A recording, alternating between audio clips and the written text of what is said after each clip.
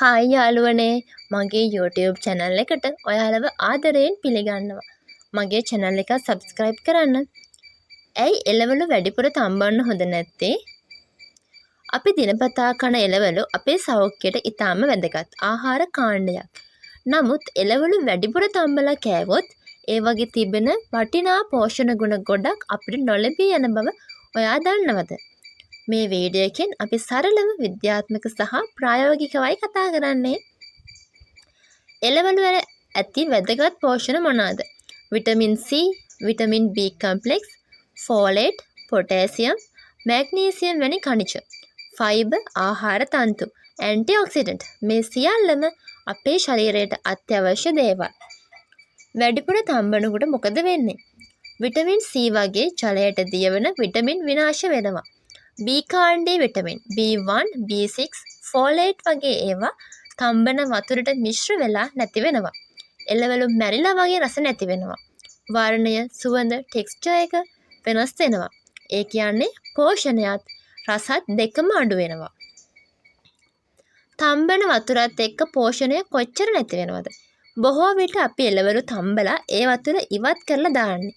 ඒ වතුර ඇතුලේ තියෙන්නේ විටමින් khනිජ. එළවලු කනවා කියලා හිතුවට පෝෂණය බොහෝමයක් කුණු කූඩයට යනවා. වැඩිපුර තම්බන එකෙන් ජීර්ණයට බලපානවද? ඔව්. ෆයිබර් ස්ට්‍රෙචර් බිඳෙනවා. බඩවැල් වලට හොඳින් වැඩ කරන හැටි අඩු වෙනවා. බ්ලෝඩින් වගේ ගැටලු ඇති වෙන්න පුළුවන්. දරුවන්ට සහ වැඩිහිටියන්ට වෙනසක් තියෙනවද?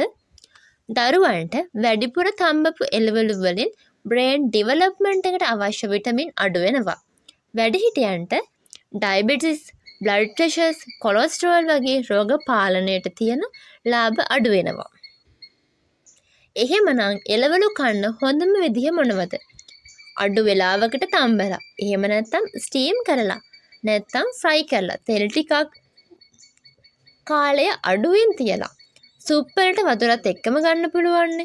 සැලඩ් ලෙස නම් හැකිනම් ගොඩක් ගුණයි. කොච්චර වෙලාවක් තම්බන්නද? පලා වර්ග නම් විනාඩි 2යි 3යි. ගෝවා, කැරට් වගේ එළවලු නම් විනාඩි 5ක් 7ක් වගේ. වට්ටක්ක අල වගේ නම් අවශ්‍ය තරමට. නමුත් ඉතා මෘදු වෙනකන් නෙවෙයි.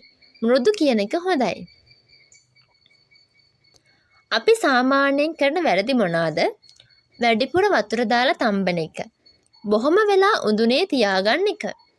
නැවත නැවත උණු කරන එක වගේම වර්ණය නැති වෙනකන් තම්බන එක. සෞඛ්‍යයට හොඳ ආහාර පුරුදු කොට නගමු.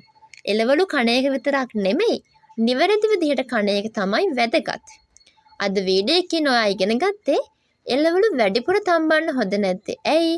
පෝෂණය රැක ගන්න හොඳ කුකින් මෙතඩ්ස්, දරුවන්ට වැඩිහිටියන්ට ගැළපෙන උපදෙස්, දෛනික ආහාරයට භාවිතා කළ හැකි ප්‍රැක්ටිකල් ටිප්ස් ගැනයි. ඔයාගේ සෞඛ්‍ය ඔයාගේ අතේ. වීඩියෝ එක වැදගත් නම් ලයික් කරන්න, කමෙන්ට් එකක් දාන්න.